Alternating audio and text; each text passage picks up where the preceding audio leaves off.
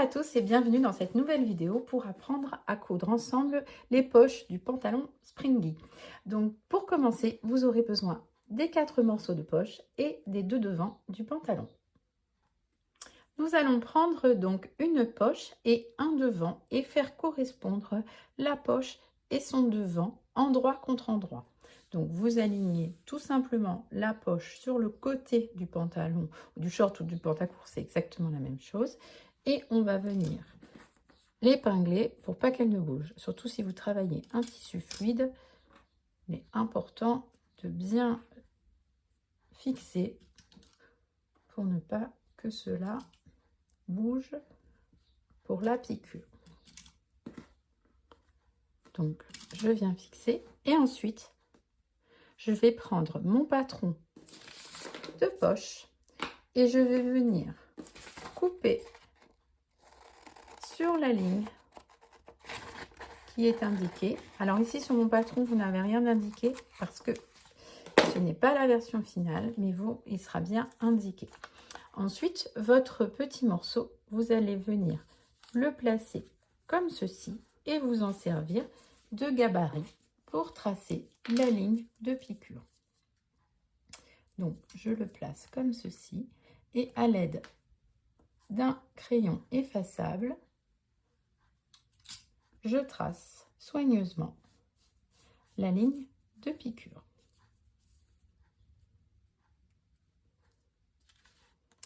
Voilà qui est fait. Et je vais venir piquer au point droit avec ma machine à coudre sur cette ligne précisément. Une fois la piqûre réalisée, je vais venir couper à 1 cm de ma piqûre les 2 épaisseurs.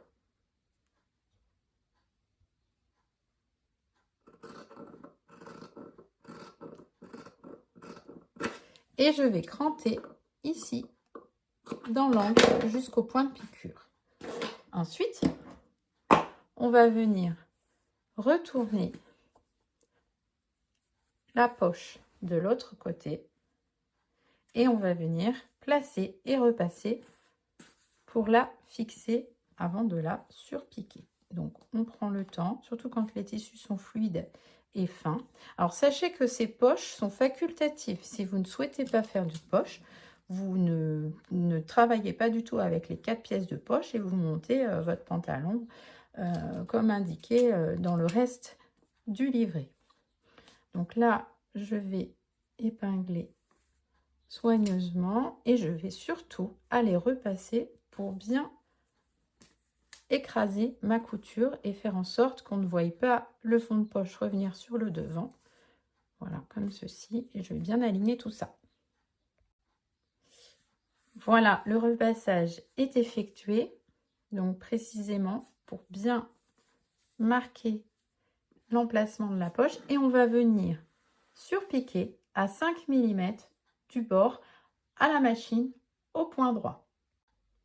La surpiqûre est faite. Ensuite, vous allez prendre l'autre morceau de poche et venir le glisser dessous.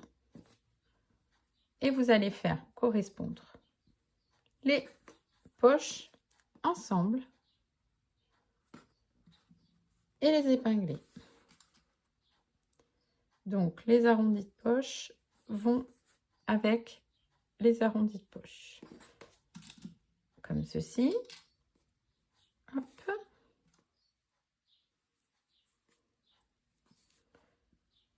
Voilà. Et quand vous allez la remettre en place, vous voyez qu'elle occupera bien la partie qui a été évidée et qui forme la poche.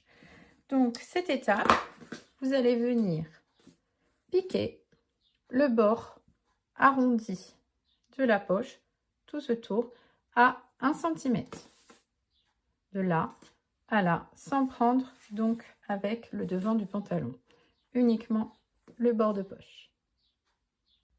Voici ce que l'on obtient. Il vous faudra aussi surfiler les bords. Donc voici ce que l'on obtient ici sur l'envers. Et voilà ce que l'on obtient sur l'endroit. Donc faites bien coïncider le haut des poches avec le haut des devants. Et vous allez pouvoir venir faire une piqûre de maintien ici dans la marge de couture au point droit à 5 mm du bord, voilà, sur le haut du pantalon. Et ici vous pouvez aussi maintenir le bas de la poche dans la marge de couture. Les piqûres de maintien sont faites. Si tout va bien, il vous reste pile 1 cm ici pour l'assemblage du pantalon, puisque la poche va commencer vraiment tout au bord. Encore une fois, si vous n'avez pas envie de faire de poche, vous pouvez juste laisser votre devant intact. Il ne vous reste plus qu'à faire la même chose de l'autre côté. À très vite pour de nouvelles vidéos.